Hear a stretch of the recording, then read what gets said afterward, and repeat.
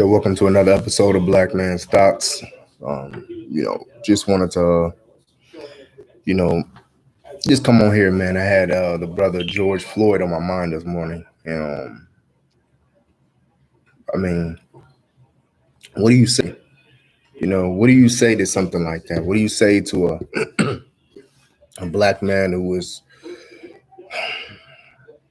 treated like an animal, treated inhumanely, treated to the point where in his dying breath, he's calling out for his mother, a grown man in his 40s, calling out for his mother, knowing he's dying. And you have multiple police standing around, listening, watching, and in their mind, they really think that they're doing the right thing. But you hear this man saying, I can't breathe, and calling out for his mother. And it doesn't register in your mind that that's not something common. And if it's not common, you might want to recheck and see what's going on.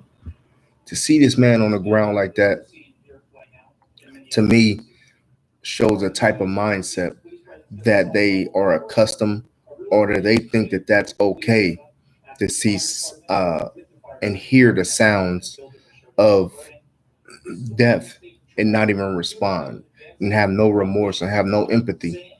That tells me, how far, or well, not are, but how far this country has, and the mindset of the country. I mean, to hear death and not even be moved. We see it every day on TV. We play it on video games. We see cops every day. We see shootings every single day, and we don't think about how that affects us and how it's becoming normal to hear the sounds of death. It's becoming normal to see death of the black man. That, to me, that is a problem that is going unnoticed. Or if it is noticed, then nobody's really caring about it. You become immune to the sound of a death or the sight of a black man dying in the street. It's almost part of society. And I was watching Roland Martin. Shout out to his show. It's a great show. Um, he was pointing out that there has never been any change for black people after, unless there's been a situation that involves us. We protested, we got pissed off, burned something down, then they took notice and then made change. They want to be quick to talk about our negative aspects, all the looters in Target and this and that, but they never talk about the incidents that leads up to people getting pissed off and burning shit down. And now to the point where these protests are not 100% black people, it's mixed race. You can't sit there and pinpoint on who's the ones that's doing the burning, who's the ones who's escalating the violence during the protest. So I think that's what's starting to scare Americans, because now you just can't send the dogs in there and bite anybody, because now the streets is mixed. So I think that, you know, the words by Farrakhan, you know, they always stuck with me. The seal and the Constitution reflect the thinking of the founding fathers, that this was to be a nation by white people and for white people, and Native Americans, blacks, and all other non-white people were to be the burden bearers for the real citizens of this nation. Those words still ring true in my mind. It's a fact. We are being literally executed. It's so many instances within this week, in the last 2 weeks alone, where you have a black man who's in the park, in Central Park, bird watching. A white woman who has her dog off the leash is told by this black man, hey, can you follow the rules and put the dog back on the leash?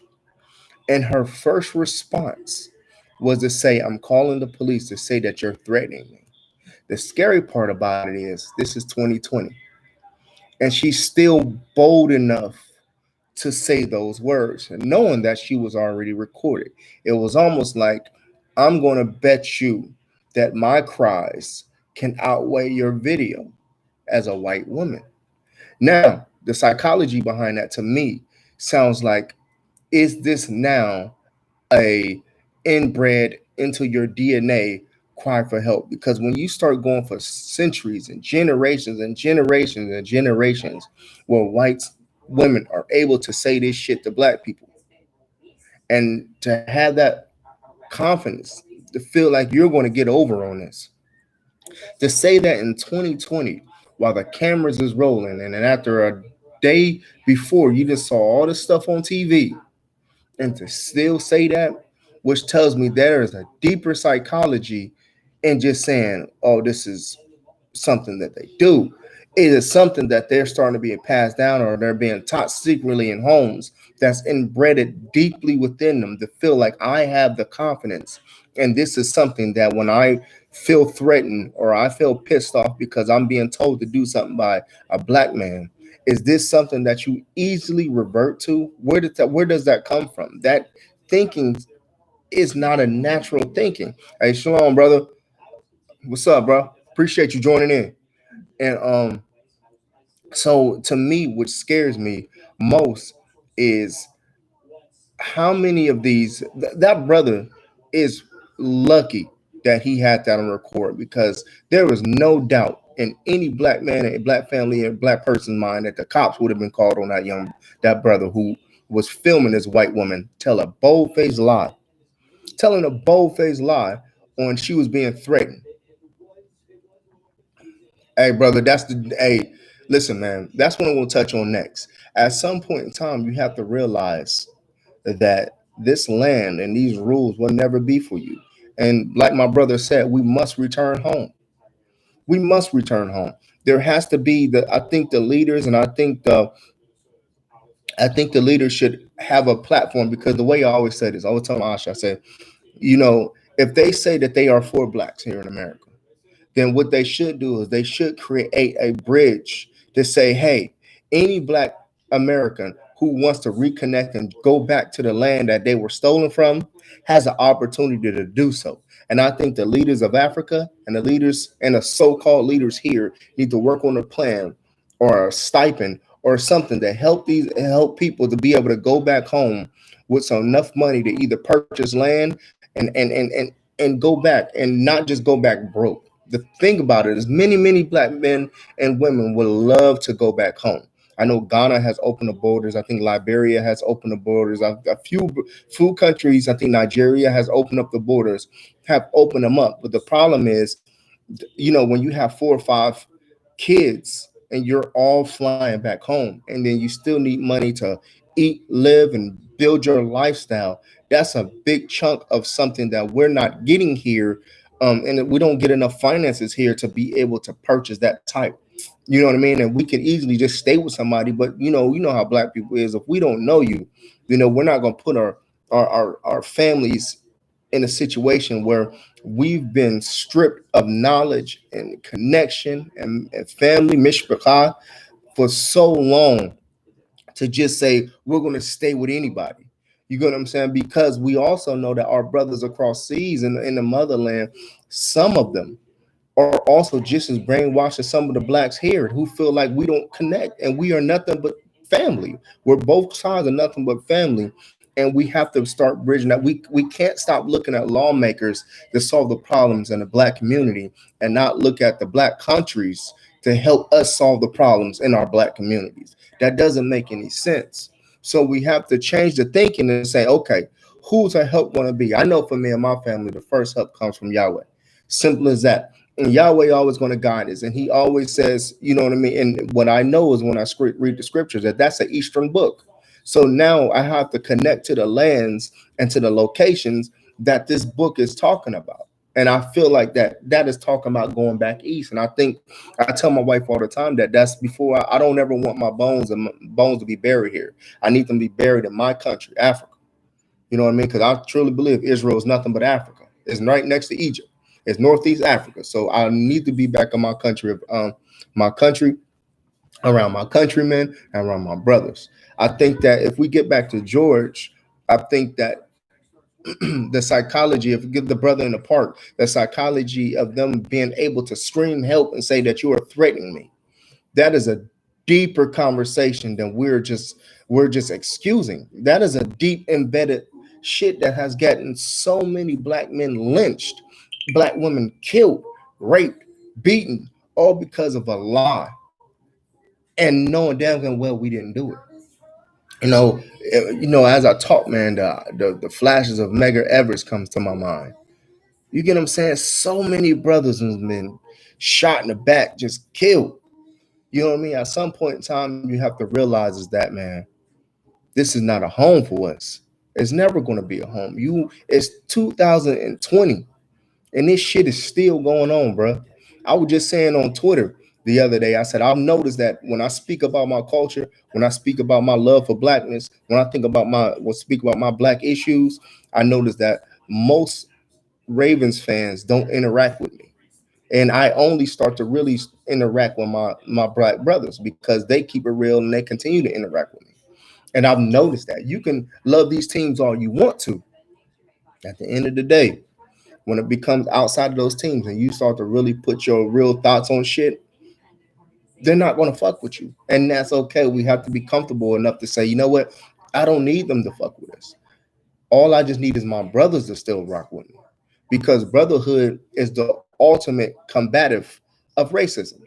Simple put, if if I see this brother on the ground begging for life, we have to start feeling comfortable to say, you know what? Let me go in there and push this cop off. I know I'm gonna go to jail, but at least my brother live. We have to stop. We have to stop being afraid to put down a video camera and stop filming them or pass it on to a woman and say, well, we got to stop in and stop this brother from dying. And then try to plead their case afterwards that, hey, we were only trying to stop him. We see these cops doing illegal techniques and putting a knee on their throat. We have to be comfortable enough to say, you know what?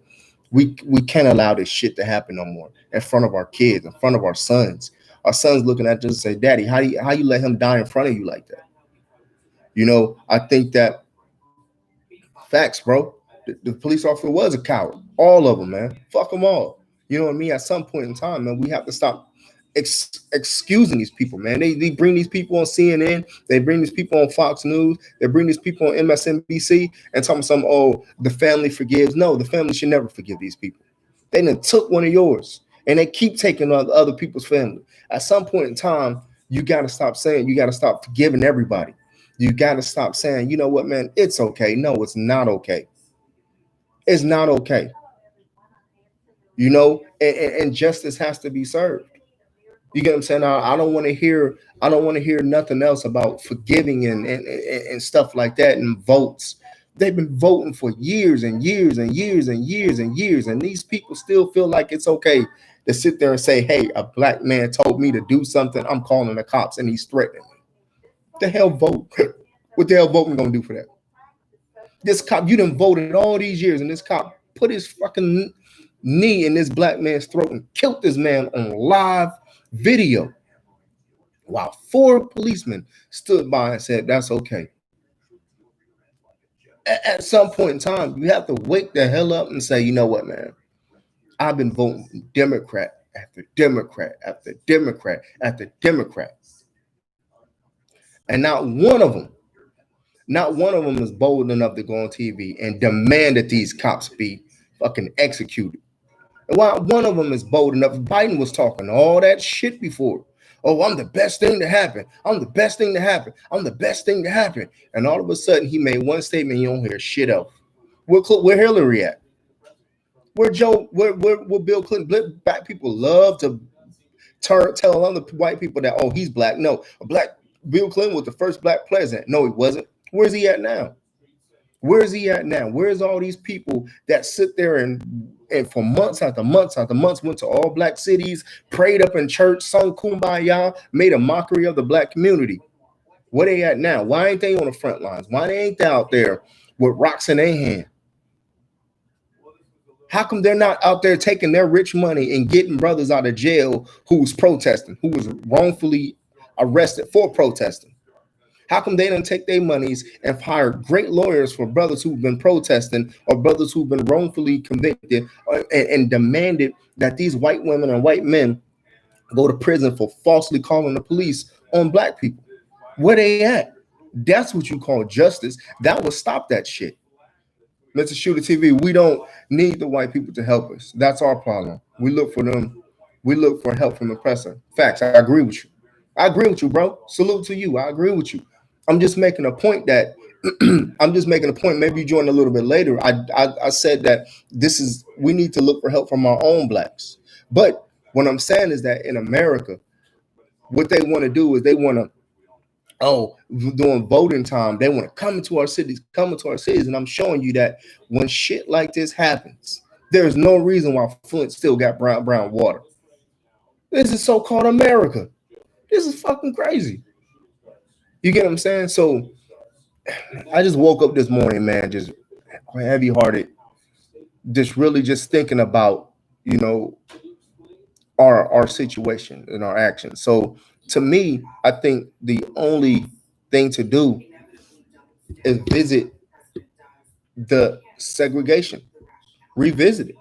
Maybe, just maybe, you know, integration was the worst shit that ever happened to us.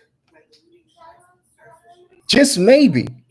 Fighting to vote and fighting to be a part of this society was the worst shit that ever happened to us. Why? Because when we had our own schools, we had our own businesses, we had our own leaders in the community. When we needed understanding and we needed help, we would go to our people. Go back, baby. And now what we do is, like my brother said, we don't need another nation to help us. But you know what? We got rid of all of our shit. Why? Because we wanted to be integrated. We wanted to go to their colleges. Now the black colleges is fucking begging money to the white colleges. They begging money to white rich people because the black rich people aren't even focused enough to give their own money to help our own colleges. It was a you know what, man, I'm just so, it's like a circle. It's like a circle. And whenever you think you're making headway on one aspect, you know what I mean? It's a circle. You're really just hitting that circumference and going around another way. I feel like we went backwards. The longer we keep accepting this society and thinking that we're equal and thinking that, oh, there was a black president and thinking that people is going to help us, the further and further back we really set ourselves. I was talking to my wife and I said, you know what? Our grandfathers had it right. But then the young kids came after them and felt like, I don't want to live like that no more. Think about it. Our grandfathers that who before they went up here and came up north, guess what they were? They knew how to take care of themselves by farming, growing their own food. They knew how to hunt. They knew how to take care of themselves. They knew how to skin animals and make clothing. They knew how to self-preserve themselves. And what happened was, over time, we got away from that type of agricultural life. But when you look in Africa, when you look at those great civilizations, when you look at people who live a more free life, they're trying to go back to prepping. They're still going back to doggone being able to live off the land. Now, our simple asses don't know how to look. We talk about black power, right? We say, oh, we want black power, black power. But think about it. If they would cut off the electricity, they'll cut off all the water supplies. How many know enough knowledge to go out there and know how to filter the water, know how to hunt animals, take care of your family, make sure we have clothing, build shelter outside? How would you know how to survive if it wasn't for the same beast, which means an entity that you're saying is a racist, racist system? So now what we did was we went so deep into this culture, into this society of the Americans, that we now have to depend on them for our very lifestyles. So you know what we have to do? We have to slow down what we want, what we expect, and our idea of keeping up with the Joneses. Instead of building these big ass houses, what we should do is, I'm just throwing it out there. What we should do is get these, maybe get what the white country people do. You know what I mean? And just hear me out. Get these double wides, save less money. Spend more time outside growing your gardens, getting your sheep, getting your flocks, and live more like that type of lifestyle. Which means that when you want to disconnect from this community to this society, you know how to survive and you don't have to turn back to them. So now your idea is not so tied up with saying I have to send my kids to school, I have to do this. You're more into homeschooling. You're more into teaching your sons and your daughters a trade on how to survive in this life. And you can pack up and say, you know what? I can go anywhere in the world and set up and still know how to survive. Maybe not in the deep of the cities, maybe not in the cities no more, because the city is a trap. The city is just a whole group of buildings where now that every single time you go to, you got to go to Kroger, you got to go to Food Line, you got to go to Publix, got to go to Giant Eagle, got to go to all these kind of grocery stores where all you're doing is spending your cash, spending all the cash that you should be spending on how to teach your family how to be self-sufficient. A time is living. How to be self-sufficient. We've gotten away from that shit. Why? Because we wanted to be in the cities. We wanted to get the fresh haircuts. We wanted to get the goddamn chains. We wanted to get the cars. We wanted to go to these universities when we have our own brilliant-minded teachers right amongst us who can teach us self-sustaining aspects of life, where now we don't have to go $80,000 in debt to get a certificate. Now what we're gonna say is, hey, maybe I don't go to the doggone school, but I learn how to trade. I learn how to build another house. I know how to build houses. I know how to, to plow the land. So that way, instead of my kids, when they turn 18 and they're moving off to a whole nother state with somebody that I don't even approve of, who don't live the lifestyle that we do, what we're going to do is we're going to clear off this land. We're going to purchase this land right here, and we're going to have my children live right there. So now, instead of having a big land over time, we're going to have your whole tribe living around you, like exactly what we was living in the motherland. I think that type of lifestyle we must start to adopt. We have to adopt the type of lifestyle and start getting out of these goddamn cities, man. Because when we're in these cities, we're being policed by people that hate us, that deep down in a fucking gut, they great grandfathers fucking hated us. And this is now who's the one who's going to dictate the rules to you. Ask yourself, how did policing even start? What was in this country? As these white peoples came to the shores of a country that was already inhabited and visited by Africans many years before they came here, how did they say we're going to start policing? It wasn't until when they had started having slaves and slaves started running away, they started having police to police the slaves. That's how this shit started. Our community. Let me read with the chat. What's up, y'all? Enough is enough. I agree. I agree, brother. We have no guideline, rules, or structure for community. You know why, brother? Because they got us living in fucking hoods.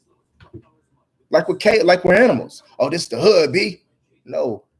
We have to bring back communities. We have to bring back our tribal areas, man. You know what I mean? Having respect when we go amongst each other's tribes.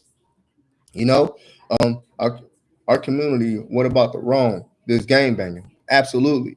You know what, man? That's another thing. We have to stop pushing that type of mindset. We have to stop pushing that type of mindset that, just in my mind, it came from fathers not having the ability to show the proper love to their families. And let me go into that. The people are RKKK. I believe it, bro. This game bacon thing, man, it goes back, man. You look into Cali, man, and Black Pea Stones and all that stuff goes way back, bro.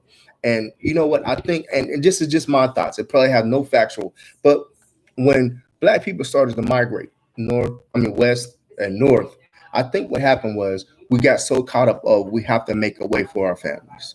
We have to make a way from our families, and brothers was working a lot. And what happens is now you're leaving the families to be by themselves more. And they were able to afford a better lifestyle, or a lifestyle that they thought was better being introduced into society.